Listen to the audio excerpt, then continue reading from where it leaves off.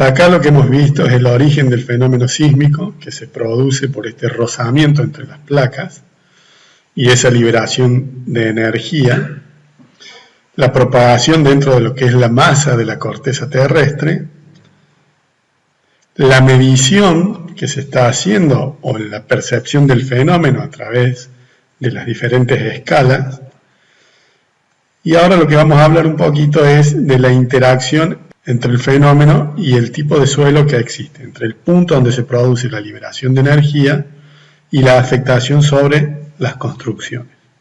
En estos gráficos podemos observar alguna serie de registros de desplazamientos del suelo. En este caso son mediciones que corresponden al sismo de México de 1985, diferentes sismógrafos situados en varias ciudades de todo el territorio, donde se puede observar, ¿cierto?, cómo un mismo fenómeno de liberación de energía que se produjo sobre la costa del Pacífico tiene diferentes repercusiones en cada uno de los puntos donde se detectaron o donde se registraron estas aceleraciones del terreno, aceleraciones del movimiento del terreno. Esta particular, ¿no es cierto?, que es la que tiene los mayores desplazamientos relativos en ese punto, corresponde a la Ciudad de México, que estaba a 360 kilómetros del epicentro del sismo de 1985. Fíjense cómo difiere de los otros registros, acá están marcados a dónde estaban ubicados estos sismógrafos, y cómo difiere, cómo se produce una amplificación. Esa amplificación tiene que ver, ¿no es cierto?, con el tipo de terreno donde está apoyada la Ciudad de México, donde están apoyadas las fundaciones de las estructuras de la Ciudad de México, que corresponde, como ustedes lo habrán visto ya en historia, a un lago que se secó y luego se sedimentó, o sea, se depositó una serie de capas de arcillas muy finas pero poco compactas, que lo que sucede es una amplificación del fenómeno vibratorio. Acá tenemos una infografía donde muestra que sobre, ¿no es cierto?, con diferentes mediciones, sobre la roca, sobre un terreno medianamente compacto y sobre un terreno suelto, un sedimento suelto, cómo son las amplificaciones del terreno. Ese fenómeno es el que se produjo en la Ciudad de México en 1985 y que afectó principalmente a edificios que estaban en un rango de altura de entre los 10-12 niveles hasta los 30 niveles. Esos fueron los edificios que tuvieron una mayor afectación por este fenómeno sísmico. Son edificios que entraron en resonancia, ¿cierto? Su periodo de vibración, el propio, el que correspondía a la estructura, entró en resonancia con el periodo de vibración del terreno. ¿Y cuáles son las consecuencias?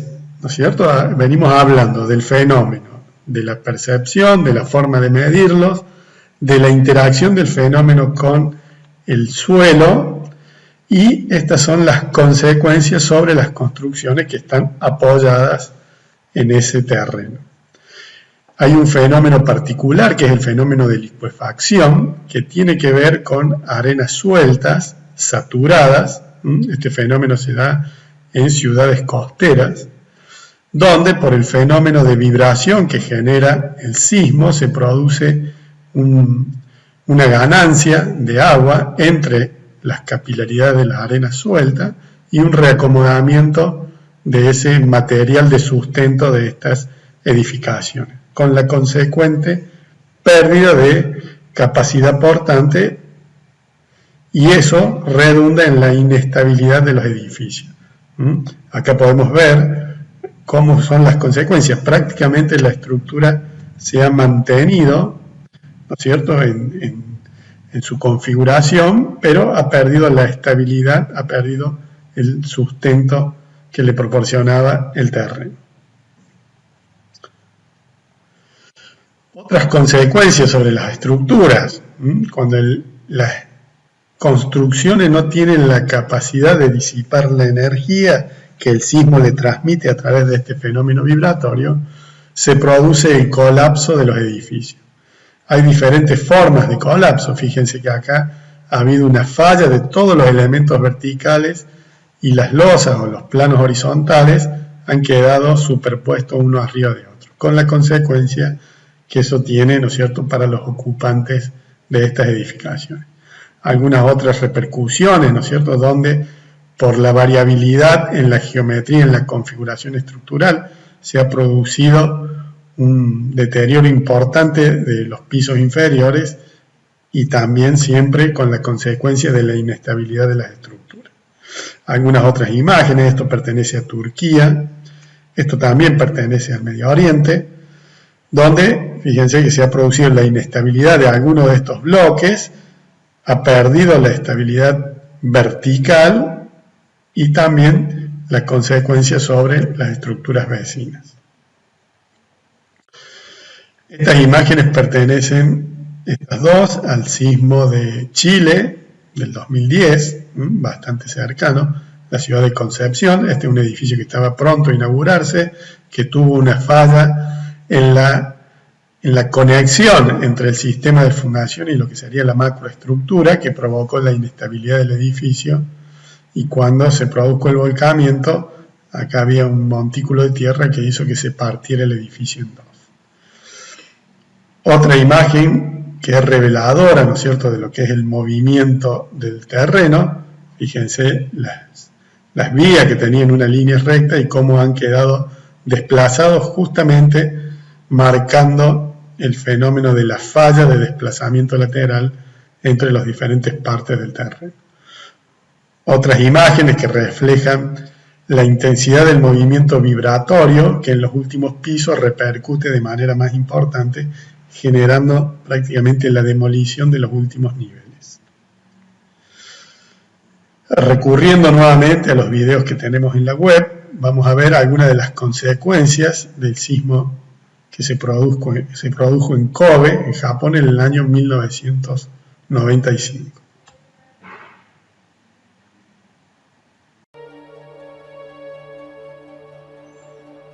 In the early morning of January the 17th, 1995, instruments in a lab in western Japan picked up a burst of intense electromagnetic radiation.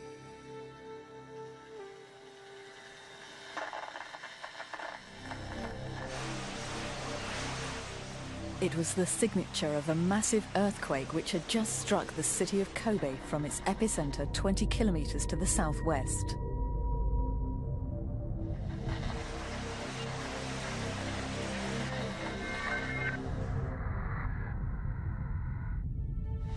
There was no warning. 180,000 buildings were destroyed. An urban area 20 kilometers long and 4 kilometers wide was totally wrecked. Nothing moved in or out of Kobe by road or by rail for 3 days. During the Kobe earthquake, at locations on solid rock, the shaking lasted 20 seconds. On the reclaimed land, it went on for 2 or even 3 minutes. As its human landscape becomes more and more complex, Japan becomes more and more vulnerable to earthquakes. The country has spent a fortune studying them, but until now, no way of predicting when they will occur has been discovered.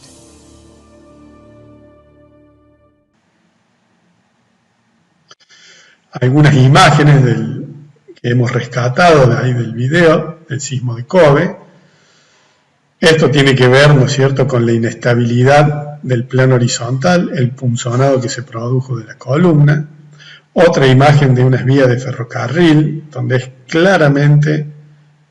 puede ver claramente evidenciado el desplazamiento lateral del terreno, la falla del terreno, el movimiento de las vías. Y en esta imagen, que es bastante impactante, ¿cierto?, se puede ver la inestabilidad que se produjo de este viaducto elevado que estaba apoyado sobre estas ménsulas, que en esta dirección, ¿no es cierto?, en la dirección transversal, no soportó ese movimiento inercial que se produjo por la vibración, ¿no es cierto?, de la carretera, y generó la falla en la base de las columnas. Fíjense la cantidad de armadura que tienen estas columnas,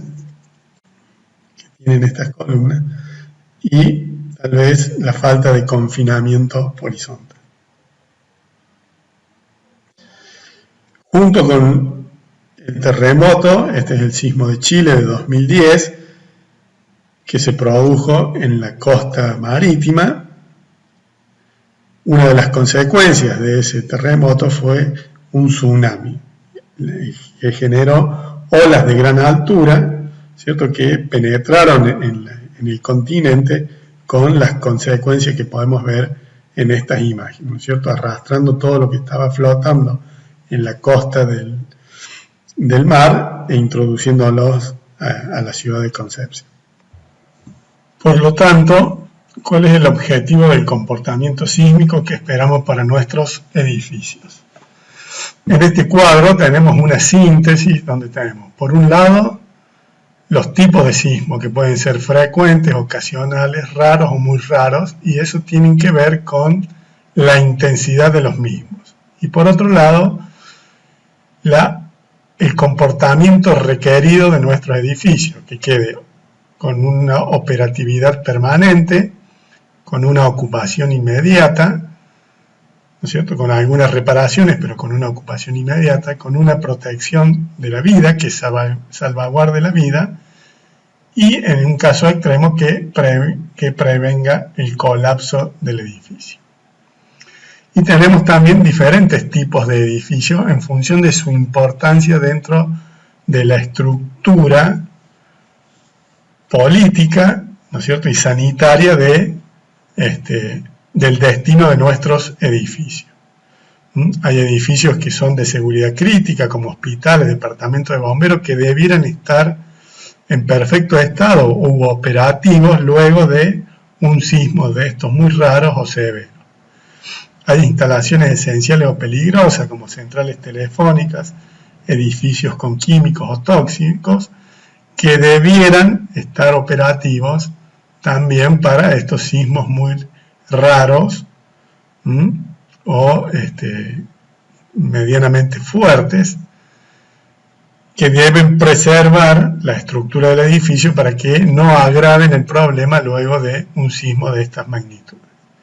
Y hay instalaciones básicas o convencionales, como edificios de oficina o edificios residenciales de vivienda, a los cuales se les permite una cierta degradación con la intención de que no se vuelvan tan caros a la hora de proyectar la estructura, pero sí con el compromiso de evitar el colapso para esos sismos muy raros o extremadamente grandes, con el objetivo de preservar la vida. Estos sismos frecuentes, que son sismos moderados, tienen que garantizar un comportamiento de nuestras estructuras en un campo lineal elástico con la ausencia de daños estructurales. O sea que tienen que tener una operatividad inmediata. Muchos de los sismos que hemos sentido acá en Córdoba, que han sometido a nuestras estructuras a una vibración pequeña, ha garantizado la estructura que tienen esos edificios, que luego de esa vibración los edificios estén en perfectas condiciones para seguir operando. Esos serían los sismos moderados o frecuentes, que tienen una posibilidad de recurrencia de un 50% en 30 años de vida útil de nuestro edificio. Para los sismos ocasionales o raros, que tienen una posibilidad de recurrencia de un 50% en los 50 años de vida útil de nuestro edificio, o los raros de mayor magnitud, una posibilidad de frecuencia de 10% en 50 años, esos sismos fuertes, ocasionales o raros, el reglamento o la pretensión del comportamiento que nosotros seguimos es que puedan incursionar de manera moderada en un rango plástico, aceptando deformaciones remanentes mínimas que se manifiestan a través de fisuras o grietas menores, pero la estructura es perfectamente recuperable. Entonces, para los edificios de instalaciones básicas para los edificios de oficina o residencia, para esos sismos ocasionales, debieran, después de pequeñas reparaciones, permitir una ocupación inmediata. Y para los edificios de seguridad crítica, tienen que garantizar esa ocupación inmediata. O sea, no pueden admitir ninguna de estas incursiones en este rango plástico, o sea, no pueden presentar deformaciones permanentes, por las causas que dijimos anteriormente. Y para los sismos muy raros, que son sismos muy severos, permite para las edificaciones comunes, para las edificaciones de edificios de oficina y residencia, incursionar francamente en el rango plástico, aceptando deformaciones remanentes, grietas de consideración, una reparabilidad incierta, o sea, no sé si voy a poder recuperar mi edificio, pero sí tiene que cumplir el objetivo de prevenir el colapso, o sea, salvaguardar las vidas de las personas que están en esos edificios. Para ese sismo raro, que tiene una posibilidad de ocurrencia de un 10% en 100 años de vida útil de nuestro edificio. Entonces, estos son los objetivos del comportamiento sísmico.